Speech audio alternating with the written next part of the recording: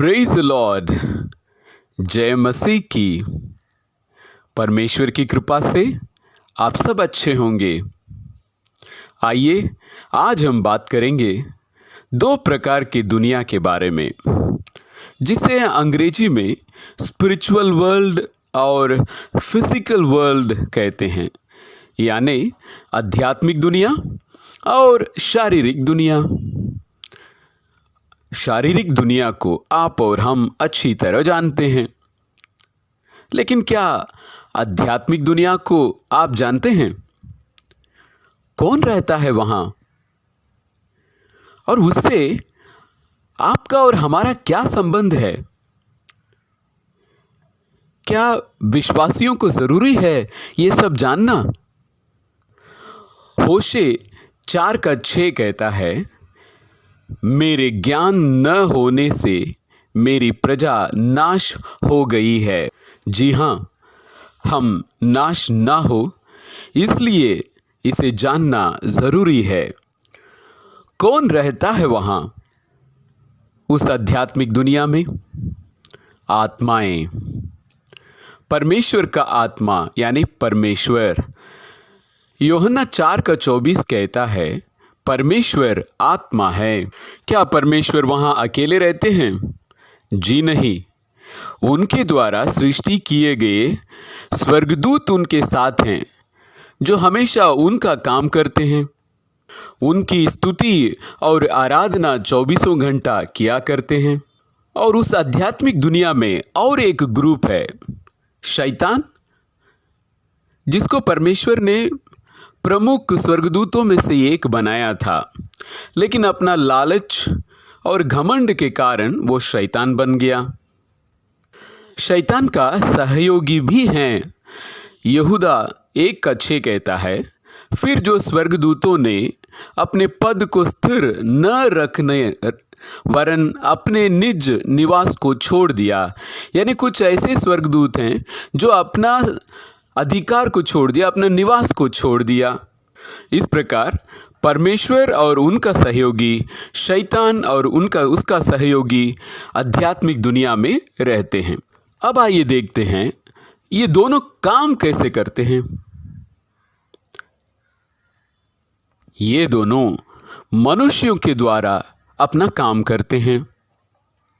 उदाहरण के लिए, मूसा परमेश्वर से बात करते हैं और उससे कहते हैं, तुम जाके अपने लोगों को यानी कि इज़राइलियों को वो सब बता दो जो तुमने मुझसे सुना है। यूहन्ना 14:24 में यीशु मसीह कहते हैं, जो वचन तुम सुनते हो वो मेरा नहीं वरन पिता का है जिसने मुझे भेजा है। यानी परमेश्वर का आत्मा जो है यीशु मसीह के द्वारा बोलता है, और इसीलिए यीशु मसीह कहते हैं, जो वचन तुम सुनते हो मेरा नहीं परमेश्वर का है। शैतान भी मनुष्यों का इस्तेमाल करता है। वो झूठे नबियों और भविष्यवक्ताओं का इस्तेमाल करता है। शैतान का अर्थ है विरोध करने वाला। वो परमेश्वर का विरोध करते आया है, आज भी वो कर रहा है। उदाहरण के लिए, शैतान ने आबिल, निम्रोद जैसे लोगों को अपने वश में किया और अपना काम करवाया। यीशु मसीह के समय भी फरीसियों और सदुकियों को उसने अपना काम उनके द्वारा करवाया। तो इस प्रकार हम देखते हैं कि शैतान भी लोगों का इस्तेमाल करके अपना काम पूरा करता है। आइए आपको और एक रोचक बात बताते हैं। दूसरा कुरिन्ती 11वां अध्याय 13 से 15 तक के वचन सुनेंगे। क्योंकि ऐसे लोग झूठे प्रेरित और छल से काम करने वाले और मसीह के प्रेरितों का रूप धरने वाले हैं।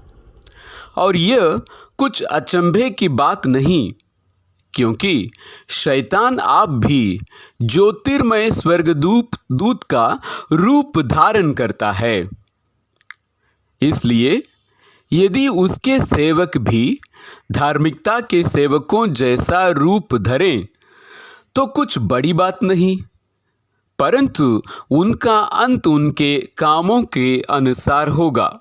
पौलुस, योहन्ना, पतरस, ये सब असली प्रेरित हैं जिन्होंने परमेश्वर के लिए काम किया।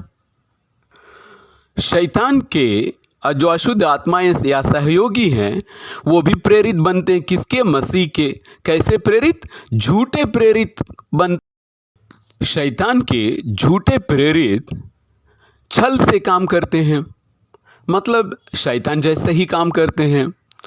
उदाहरण के लिए परमेश्वर ने आदम से कहा था, अदन वाटिका में सारे वृक्षों का फल का सेवन तुम कर सकते हो, सिवाय ज्ञान वृक्ष के फल को मत खाना, अगर खाओगे तो मर जाओगे। लेकिन शैतान ने क्या कहा? हवा से वो कहता है, तुम नहीं मरोगे, तुम्हारी आंखें खुल जाएंगी। यही छल से काम करना है। और जैसे वचन में देखा, मसीह के प्रेरितों का रूप धरने वाले हैं ये झूठे प्रेरित। ये प्रेरित होने का दिखावा करते हैं। अगर शैतान या उसके साथियों को कपड़े से पहचाना जाता तो आसान हो जाता, ये सब शैतान के बंदे हैं। लेकिन वे तो ना सींग रखते या फिर ना ही कोई लाल कपड़े पहनते हैं, बल्कि वे तो प्रेरित के वेश धारण करके हमारे सामने आते हैं। इसका मतलब है शैतान के कार्यकर्ता बिल्कुल मसीह के प्रेरितों जैसा ही दिखते हैं। वचन कहता है, शैतान आप भी ज्योतिर्मय स्वर्गदूत का रूप धारण करता है। सोचिए, शैतान खुद परमेश्वर के सेवक जैसा ही दिखता है। ये परमेश्वर के सेवक जैसे दिखते हैं मतलब क्या? पवित्र जीवन जीने जैसे दिखाते हैं। उनको देखकर हम पहचान नहीं पाएंगे ये परमेश्वर के प्रेरित हैं या फिर शैतान के। यीशु मसीह के समय फरीसी और सदुकियों को लोगों ने नहीं पहचाना था। वे धार्मिक कपड़े पहने हुए थे, हाथ में माला पकड़े हुए थे और प्रार्थना कहते थे। धार्मिक नियम कानून को ठीक ठीक वो पालन करते थे, बाहर से बिल्कुल धर्मी दिखते थे। लेकिन यीशु मसीह ने ही उनकी असली रूप को पहचाना। क्यों? क्योंकि परमेश्वर का आत्मा मसीह में था। और जब भी मसीह बोलते थे, उन अशुद्ध आत्मा को डांटते थे, फटकार लगाते थे, और इसलिए उनको यीशु मसीह से चिढ़ था, उनका विरोध करने लगे। आइए मैं आपको और एक चौंकाने वाला वचन बताता हूं। 2 थिस्सलुनीकियों 2:14, जो विरोध करता है और हर एक से जो परमेश्वर या पूज्य कहलाता है अपने आप को बड़ा ठहराता है, यहाँ तक कि वो परमेश्वर के मंदिर में बैठकर अपने आप को परमेश्वर प्रकट करता है। 2 थिस्सलुनीकी जो है, यीशु मसीह के दूसरे आगमन के बारे में भविष्यवाणी है। और वहाँ पर ये कहते हैं, जब मसीह दोबारा आएंगे तो शैतान कहाँ होगा? परमेश्वर के मंदिर में होगा, कलीसिया के अंदर होगा। तब सोचिए, विश्वासी होने के कारण आप और हम स्वर्ग राज्य में प्रवेश करने का उम्मीद रखते हैं। अगर इस बात को हम नहीं जानेंगे तो स्वर्ग राज्य में हम कैसे जा सकते हैं? अक्सर हम सोचते हैं जो परमेश्वर का वचन बांटता है वो परमेश्वर का सेवक है, लेकिन ये वचन साफ कहता है ऐसा नहीं भी हो सकता है। हम ये भी सोचते हैं शैतान कलीसिया के अंदर, बिल्कुल नहीं, वो तो कहीं पहाड़ पर होगा और अन्य जगहों में होगा, कलीसिया के अंदर तो कभी नहीं हो सकता। लेकिन शैतान शातिर है, वो परमेश्वर के लोगों को कलीसिया के बाहर से नहीं, अंदर से ही हमला करता है। वो एक जासूस के समान परमेश्वर के मंदिर में प्रवेश करके परमेश्वर के लोगों का काम बिगाड़ता है। इसलिए पहला यूहन्ना 4:1 कहता है, हे प्रियो, हर एक आत्मा पर विश्वास ना करो, वरन आत्माओं को परखो कि वे परमेश्वर की ओर से हैं कि नहीं, क्योंकि बहुत से झूठे भविष्यवक्ता जगत में निकल खड़े हुए हैं। और हमें परखना क्यों है? इसलिए शैतान आप भी ज्योतिर्मय स्वर्गदूत का रूप धारण करता है और वो परमेश्वर के मंदिर में बैठा है और अपने आप को परमेश्वर प्रकट करता है। प्रिय भाइयों बहनों, इन सब बातों को बाइबल हमसे इसलिए कहता है ताकि हम परमेश्वर के सेवकों और शैतान के सेवकों में फर्क कर सकें।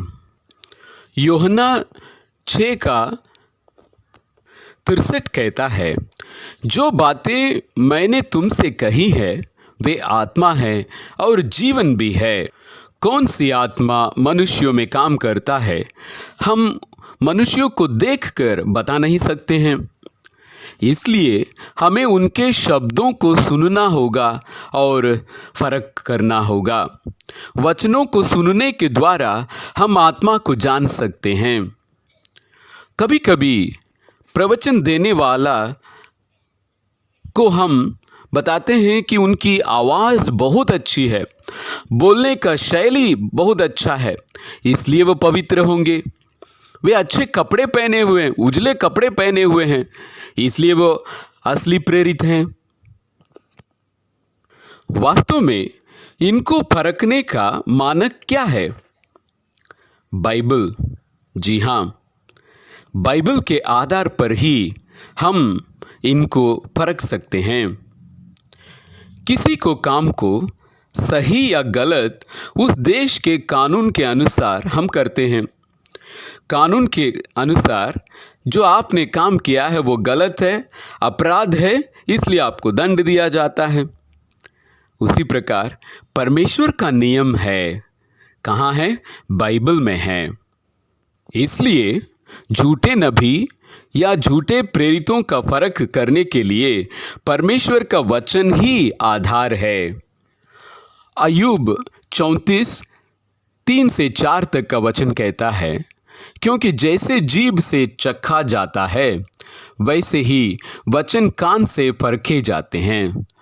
जो कुछ ठीक है हम अपने लिए चुन लें, जो भला है हम आपस में समझ बूझ लें।